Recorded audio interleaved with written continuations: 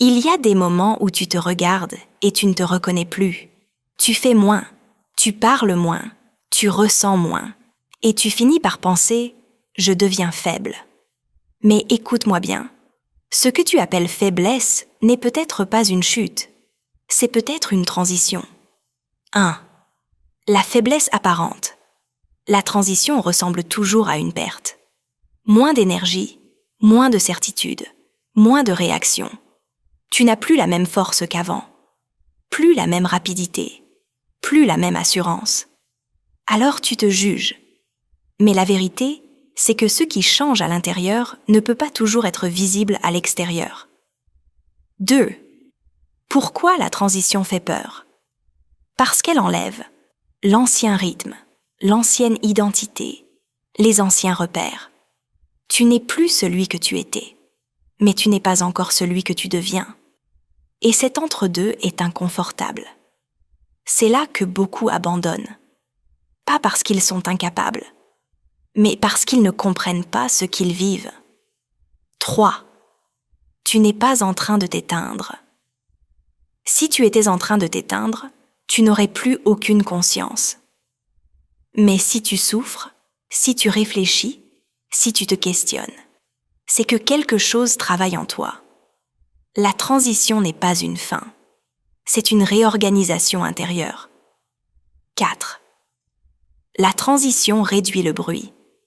Avant, tu pouvais encaisser sans réfléchir, avancer sans comprendre, répondre sans discerner.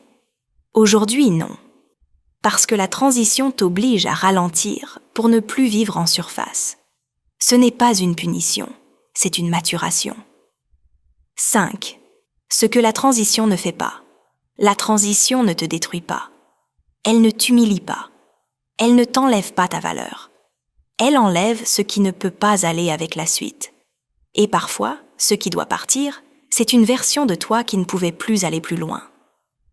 6. Tu confonds fatigue et faiblesse. La fatigue dit « j'ai besoin de repos ».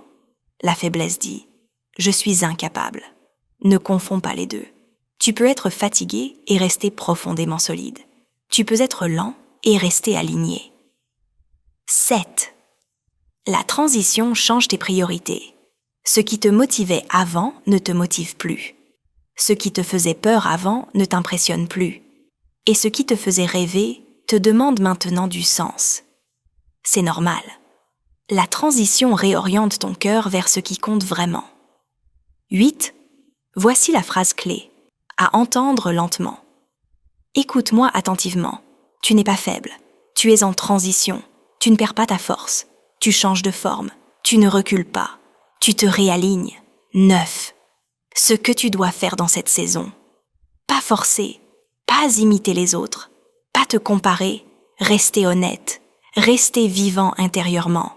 Rester fidèle à ce que tu comprends. La transition n'a pas besoin de bruit. Elle a besoin de vérité. 10. Tu ne dois pas t'accuser. Ne te traite pas de faible pour une saison qui te dépasse. Ne t'insulte pas intérieurement pour un processus que tu n'as pas choisi. Tu n'es pas en retard. Tu es en transformation. Conclusion. Tenir la position. Si tu es fatigué, repose-toi. Si tu es lent, respecte le rythme. Mais ne te condamne pas. Parce que ce que tu vis aujourd'hui est en train de te préparer à une version de toi plus consciente, plus solide, plus vraie. Tu n'es pas faible. Tu es en transition. Et maintenant que tu comprends ça, une autre réalité doit être nommée. La fatigue spirituelle que personne ne comprend. Parce que certaines fatigues ne sont pas physiques. Tu es encore là. Et ça a du sens. Abonne-toi pour ne pas rater la suite. Pose une question en commentaire et tu auras une réponse rapide. Aime la vidéo et partage-la pour aider ceux qui sont en transition.